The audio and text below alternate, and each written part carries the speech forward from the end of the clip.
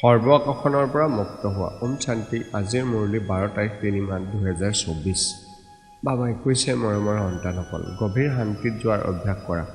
বুদ্ধি পিতাৰ সৈতে থাকিলে পিতায়ো তোমালোকক অশৰীৰ হ'বলৈ শক্তি দিব। প্ৰশ্ন: তোমালোক সন্তানসকলে যেতিয়া জ্ঞানৰ তৃতীয় নেত্ৰ প্ৰাপ্ত কৰা, তেতিয়া কিহৰ সাক্ষাৎকাৰ হয়? উত্তৰ: সত্যযুগৰ আদিৰ পৰা কলিযুগৰ অন্তলৈকে আমি কেনেকৈ ভূমিকা পালন কৰোঁ, সেই সকলো সাক্ষাৎকাৰ হৈ যায়। তোমালোক গোটেই বিশ্বক আদিৰ পৰা অন্তলৈকে জানি যোৱা। এই জনাটোকে সাক্ষাৎকাৰ বুলি কোৱা হয়। এতিয়া তোমালোকে বুজি পোৱা যে আমি দৈবী গুণধাৰী দেৱতা আছিলোঁ, আখুৰি অৱগুণধাৰী হৈ গ'লোঁ। এতিয়া পুনৰ দৈবী গুণধাৰী দেৱতা হৈ আছোঁ। এতিয়া আমি নতুন সৃষ্টিৰ নতুন ঘৰলৈ যাম। ওম শান্তি। ধাৰণাৰ বাবে মুখ্য সাৰ: 1. নিজৰ সকলো হিচাপ নিকাচ নিষ্পত্তি কৰি শান্তিৰ জগতলৈ যোৱাৰ প্ৰস্তুতি চলাব লাগে। স্মৃতিৰ বলেৰে আত্মাক সম্পূৰ্ণ পাৱন কৰি তুলিব লাগে।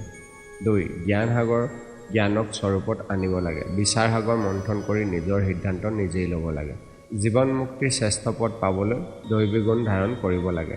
বৰদান: পিতাৰ লগত থাকি থাকি তেওঁ সমান হওঁতা সৰ্বাকৰ্ষণৰ প্ৰভাৱৰ পৰা মুক্ত হোৱা। শ্লোগান: মন আৰু বুদ্ধিক নিয়ন্ত্ৰণত ৰাখা, তেতিয়া অশৰীৰ হোৱা সহজ হৈ যাব। ওম শান্তি।